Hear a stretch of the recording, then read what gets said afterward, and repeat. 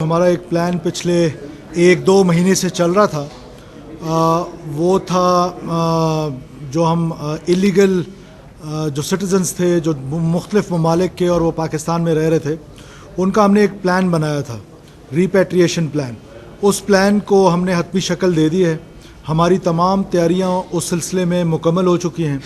सूबाई हुकूमतें और इस्लामाबाद की जो हुकूमत है वो, और जो हमारे स्पेशल एरियाज़ हैं जिसमें AJK और गिलगित बल्तिस्तान, वहाँ पर हमने सेंटर्स बना दिए हैं जिनको हमने होल्डिंग सेंटर्स का नाम दिया है कि वो लोग जो वहाँ पर जाएंगे उनको वहाँ पर रखा जाएगा। वहाँ पर मेडिकल फैसिलिटीज़ उनको प्रोवाइड की जाएंगी, उनको खाना पीना प्रोवाइड किया जाएगा और पूरी एश्योरिटी के साथ बच्चों को और ख़वातीन को बिलखसूस और बुज़ुर्गों को इंतहाई एहतराम के साथ रखा जाएगा। लेकिन साथ साथ हम 1 नवंबर के बाद किसी भी किस्म के अपने जो इनखला है, जो गैर कानूनी मुकीम है पाकिस्तान में रह रहे हैं, उस पर कंप्रोमाइज़ नहीं करेंगे। और उनके हमने स्टेज वाइज ऑलरेडी आपको बता दिया था।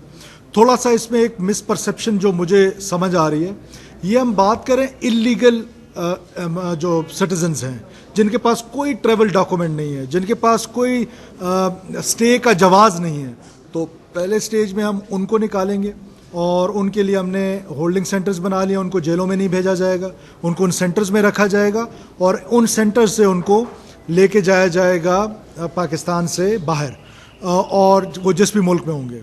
साथ साथ जो करेंसी की उनको इजाज़त होगी वो 50,000 रुपीज़ पर फैमिली। इससे ज़्यादा करेंसी जो है वो हमारे मुल्क से वो कैश की सूरत में नहीं ले जा सकते हैं, बैंकिंग चैनल्स के थ्रू या किसी और चैनल के थ्रू। उसके लिए फिर एक मोडेलिटी तय हो रही है, वो इंशाल्लाह आजकल में हो जाएगी। कैश पे 50,000 रुपीज़, या अफ़गान केस में अफ़गान नेशनल्स जो हैं वो 50,000 रुपीज़ अफ़गान करेंसी में ले जा सकते हैं पर फैमिली। इससे ज़्यादा की इजाज़त नहीं होगी। और इसके अलावा जो पाकिस्तानी होंगे, जो हमारे सिटीजन्स होंगे, वो जो फैसिलिटेशन का काम करेंगे, इन इलीगल फॉरेनर्स को अपने पास रखेंगे, चाहे वो ज़मीनों में रखें उनको अपने फसल के काश्त के लिए, चाहे उनको कहीं फ्लैट्स में रखें, चाहे अपने घरों में रखें, तो वो हमारे लॉ की वायलेशन है और उसके ख़िलाफ़ हुकूमत बड़ी सख्ती से निपटेगी। जितने भी इलीगल ID कार्ड्स बनाए गए थे, अब क्योंकि वो लीगल हो चुके हैं, हमारा सिस्टम या हमारा जो आइडेंटिटी थी उसकी थेफ्ट हुई है, तो उस थेफ्ट में जो लोग सामने आएंगे उनकी भी हम पूरी नादरा दिन रात उस पर काम कर रही है, तो उसको भी, उन लोगों को भी सज़ाएं दी जाएंगी कि जो इस तरह की कार्रवाइयों में मुलविस होंगे। और उन प्रॉपर्टीज़ को जो इलीगल प्रॉपर्टीज़ हैं, उन प्रॉपर्टीज़ के अगेंस्ट भी हम जाएंगे और उन पाकिस्तानियों में जिन्होंने फैसिलिटेशन का किरदार अदा किया है उनके लिए भी मैं ये कह रहा हूँ कि लॉ के मुताबिक उनको जेलों में भेजा जाएगा और उनको प्रोसिक्यूट कराया जाएगा, अदालतों से सज़ाएं दिलाई जाएंगी। तो मेरी फिर एक दफ़ा ये अपील है उन लोगों से जो यहाँ पर रहना इलीगल रह रहे हैं कि वो वॉलंटियर रिटर्न का हमारा टाइम 1 नवंबर तक है, वो वॉलंटियर रिटर्न पे जाएं, बजाय इसके कि हम सख्ती करें। हम उसमें ज़ाहिर है हमने जियो फेंसिंग कर ली है, वो कहाँ पर है हमने आइडेंटिफाई कर ली है और हमें मालूम है कि वो कहाँ पर है। वो देहातों में है पाकिस्तान के, वो पाकिस्तान के मेट्रोपॉलिटन सिटीज़ में हैं, वो पाकिस्तान के डिफरेंट छोटे शहरों में हैं, छोटे कस्बों में हैं, दूर दराज देहातों में हैं। हमारे पास मुकम्मल रियासत के पास नो हाउ है कि वो कहाँ पर है। ज़ाहिर है ये एक बहुत बड़ा चैलेंजिंग टास्क है, लेकिन हम इसको इंशाल्लाह ताला 1 नवंबर के बाद इम्प्लीमेंट करेंगे। वॉलंटियर रिटर्न को हम बड़ा इनकरेज कर रहे हैं कि जो वॉलंटरीली रिटर्न करेगा उसके लिए ज़ाहिर है मुश्किलात कम होंगी, जिसको हम बड़ा लेके जाएंगे उसके लिए मुश्किलात तो होंगी। शुक्रिया जी। जुल्कर नैन साहब ARY से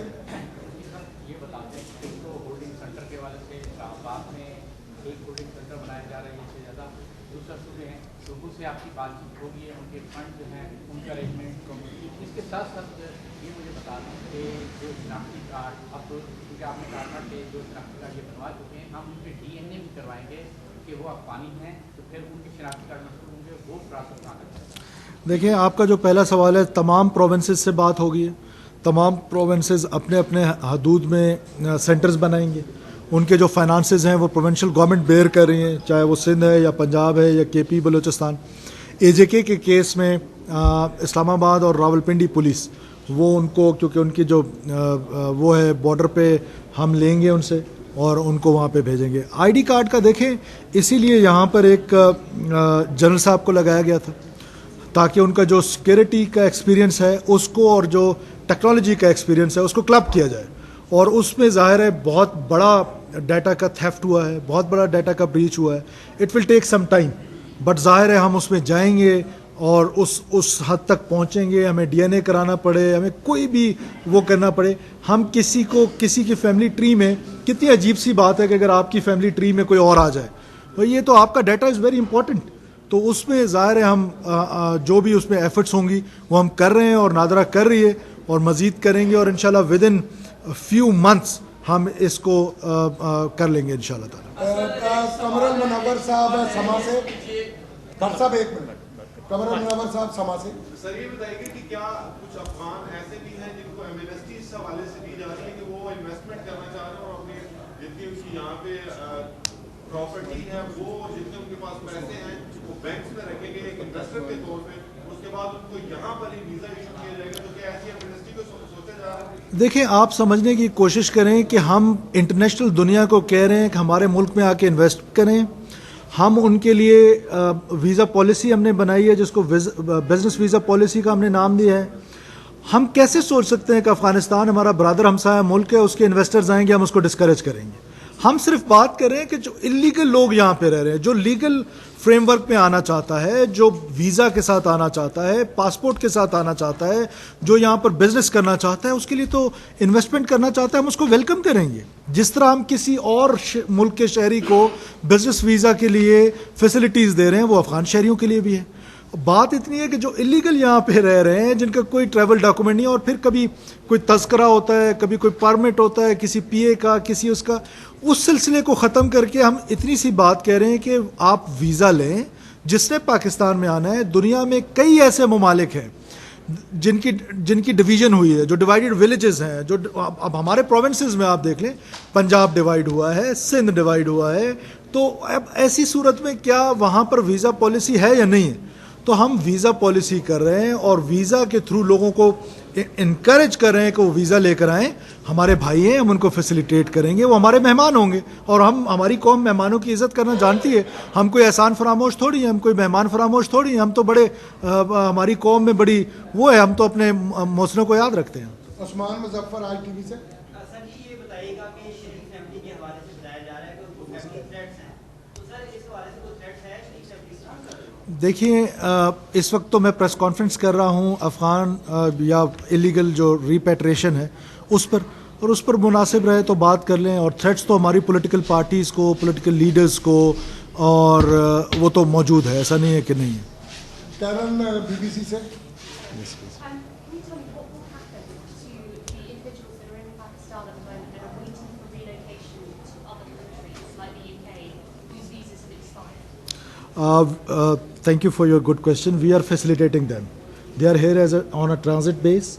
We are facilitating their exit, and we are in contact with all other embassies here in UK, in Canada, and other countries.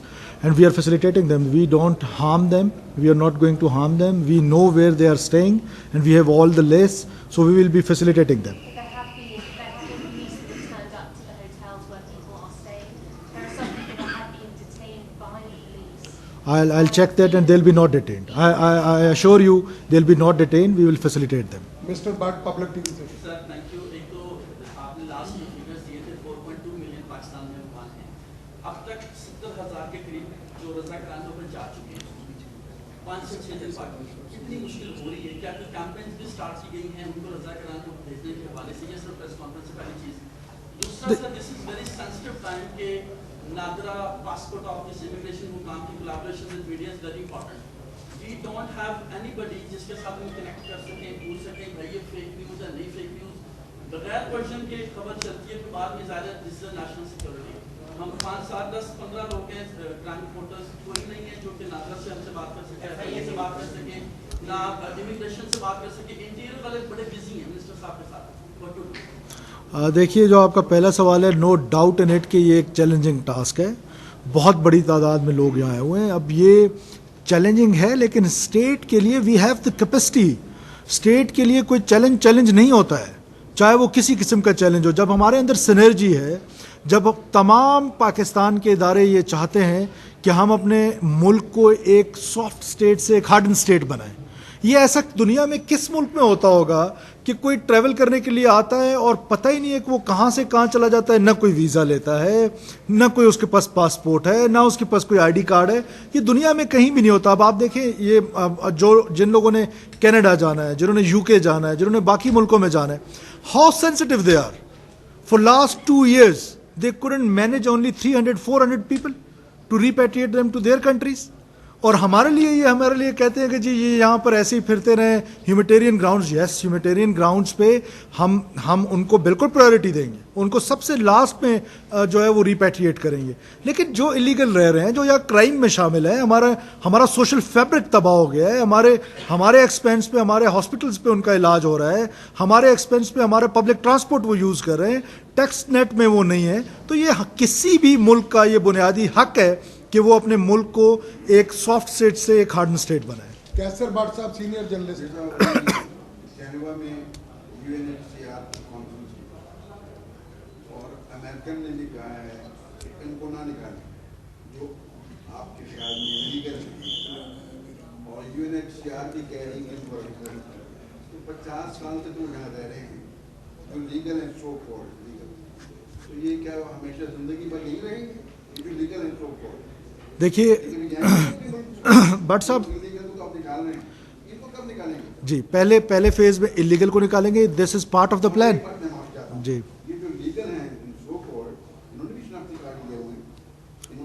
मैंने भट्ट साहब मैंने अपने इंट्रो में ये कहा है कि जब ये पासपोर्ट्स पकड़े गए हैं तो हम इनको जो लीगल रह रहे हैं इसको हम इलीगल कह रहे हैं। दो किस्म के इलीगल है, आप समझें। एक वो इलीगल है जिसका कोई डॉक्यूमेंट नहीं है, एक वो भी इलीगल है जिसने हमारे सिस्टम को ब्रीच किया है और अपने लिए नादरा में स्पेस बनाई है, चाहे वो पॉलिटिकल इंटरफेरेंस से बनाई है, चाहे वो रिश्वत दे के बनाई है, या जिस तरह भी किया है, उसका भी स्टेटस इलीगल है। और ये जो UNHCR के साथ लिस्टेड हैं, 2015-16 में आपको याद होगा कि एक प्लान बना था कि वो वॉलंटरी रिटर्न था, उनको कुछ डॉलर्स दिए गए थे। तो हम UNHCR से कह रहे हैं कि अब अफगानिस्तान के हालात ठीक है, तो अब आप वो अपने मुल्क में वापस जाएं। सेकंड फेज में बिल्कुल किसी किस्म का भी हम अपने मुल्क में फेज वाइज ज़रूर है। द टाइम विल कम, हम होंगे या नहीं होंगे, लेकिन द टाइम विल कम कि इस मुल्क में एक भी इलीगल फॉरेनर जो है वो यहाँ नहीं रह रहा होगा। पासपोर्ट लेकर आएँ, वीज़ा लेकर आएँ, बिजनेस करना चाहें, इन्वेस्ट करना चाहें, सैर करना चाहें, फैमिली से मिलना चाहें, हम उनको वेलकम करेंगे। हमारे भाई हैं, हमारे मेहमान हैं, हमारे दोस्त होंगे, लेकिन इलीगल किसी को इस मुल्क में अब छोड़ा नहीं जाएगा।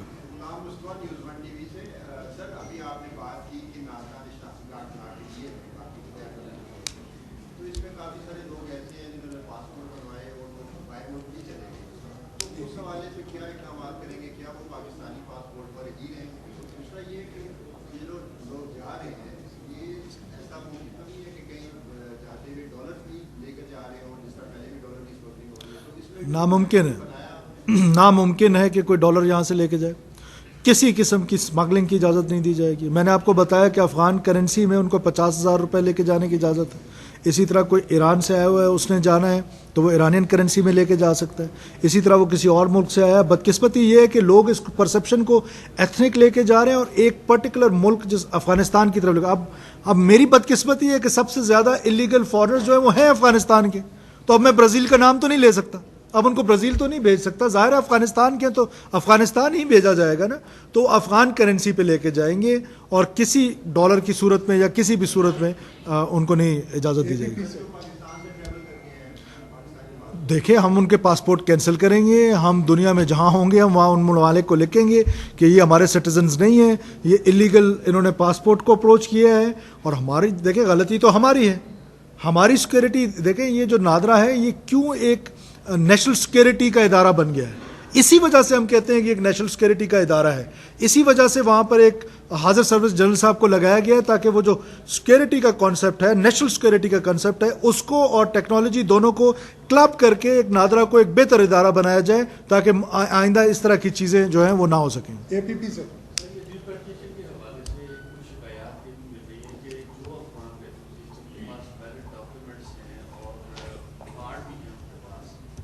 उनको भी जो है वो इन्वेस्टिगेशन के लिए चेक करें, तंग करें, शिकायत के हवाले से सेल बना है। जी, अब उसमें यह है कि हमने इंटीरियर में एक सेल बनाया है, वो मेरा ख्याल है आजकल में हम उसको 1 नवंबर तक अनाउंस कर देंगे। हॉटलाइन बनाया है, उसमें कोई भी शिकायत लेकर आए। देखें, जब इतने बड़े पैमाने पर होंगे तो ज़ाहिर है थोड़ी बहुत तो वो होगी, लेकिन हमारे बड़ी क्लियर कट डायरेक्शंस हैं तमाम फोर्सेस को, किसी किस्म की कोई मैन हैंडलिंग नहीं होगी। स्पेशली जो एल्डरली लोग हैं, स्पेशली जो बच्चे हैं, स्पेशली जो ख़वातीन हैं, बड़े एहतराम के साथ उनको ट्रीट किया जाएगा, लेकिन बड़े फर्म अंदाज में। ये नहीं हो सकता है कि किसी भी गाँव में कि मैं लीगल हूँ, लीगल के साथ एक इलीगल ट्रैवल कर रहा है, तो ज़ाहिर है हमें चेक तो करना पड़ेगा। अब उसके लिए यही हो सकता है कि वॉलंटरी रिटर्न को हम क्यों इनकरेज करें, कि उसमें यह होगा कि हमें वो मैन हैंडल होने से बच जाएंगे, वो गिरफ्तारियों से बच जाएंगे, वो पकड़े जाने से बच जाएंगे। जब एक बंदा छुप रहा होगा किसी भी मुल्क में, छोड़े पाकिस्तान को, किसी भी मुल्क में कोई एक बंदा छुप रहा होगा, कोई इलीगल होगा, तो क्या उधर की फोर्सेस उधर छापे नहीं मारेंगी? क्या उधर की फोर्सेस वहां पे जाके उनको पकड़ेंगी नहीं? तो जब पकड़ेंगी तो फिर हम ये काम क्यों ना करें? जमान मुगल साहब 1 मिनट, जमान मुगल साहब ये बताइएगा कि हम सरकार की तरफ से कहते हैं कि जितने अफगानी हैं उन्होंने इलीगल जो है वो डॉक्यूमेंट्स ले लिए हैं, 12,000 पासपोर्ट पकड़े गए हैं, मुख्तलिफ चीज़ें हम कहते हैं। तो इसमें जो लोग मुलव्वस हैं, अमली तौर पर कितने ऐसे लोग हैं जिनको सजाएं हुई है, या जस्ट इसी तरह है कि जस्ट एक प्रेस रिलीज आ गई और पता चला कि 2 पकड़ लिए हैं, 3 पकड़ लिए हैं, बस खाना पीना? देखिए, मामला इतना है कि ये जो मामलात होते हैं, हमारे सिस्टम्स इस तरह के हैं, ये इतना आसान नहीं है। लेकिन विद इन नादरा मैं आपको यकीन दिलाता हूँ कि जब ये सारी इन्वेस्टिगेशन हमारी कंप्लीट हो जाएगी, जो भी उसमें मुलव्वस होगा उनको सज़ाएं देते हैं, और अकाउंटेबिलिटी का एक सिस्टम मौजूद है तमाम इदारों में। अपने तरीके से वो कर रहे होते हैं, ये ज़रूरी नहीं है कि वो प्रेस पे आए, लेकिन ये ज़रूर मैं आपको यकीन दिलाता हूँ कि अकाउंटेबिलिटी का सिस्टम अपनी जगह पर मौजूद है।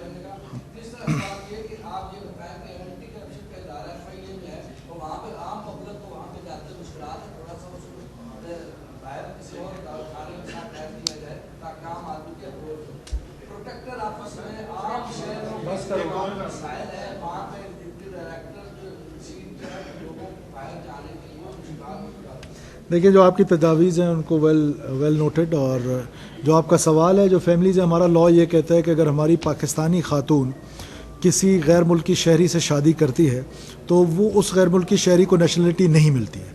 लेकिन इन द अदर केस अगर कोई पाकिस्तानी किसी और मुल्क की खातून से शादी करता है तो उसको नेशनलिटी मिल जाती है उस खातून को। तो it is quite simple. Last सवाल जी लास्ट सवाल।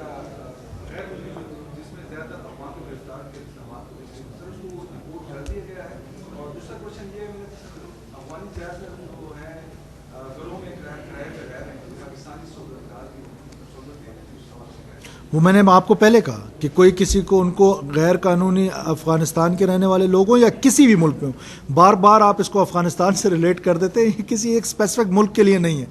कोई भी किसी गैर मुल्की को, इलीगल गैर मुल्की को किराए पे घर देगा, वो फैसिलिटेशन में आ रहा है, और फॉरेन एक्ट जो हमारा है वो उस पर FIA का जो है वो इम्प्लीमेंट होगा और वो सफ़र करेगा। तो मैं पाकिस्तानियों को आपके तौसत से बार बार ये कह रहा हूँ कि प्लीज़ आप लोग आके बताएं, और हम वो जो हॉटलाइन बना रहे हैं उसमें इंफॉर्मेशन सेंटर बना रहे हैं कि लोग हमें इन्फॉर्म करेंगे कि मेरे हमसाए में इतने अफगानी। तो आपने नज़र आ जाना है, स्टेट से कोई चीज़ छुपी नहीं होनी है।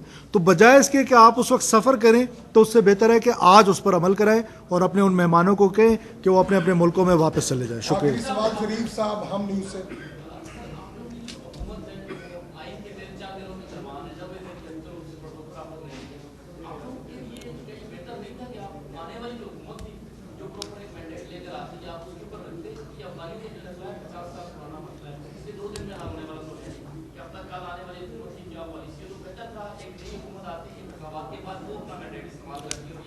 बस 90 दिन के बाद वो फिर इसको वापस कर ले, रिवर्स कर ले, कोई क्या मसला है। मैं गलत काम होने देता हूँ।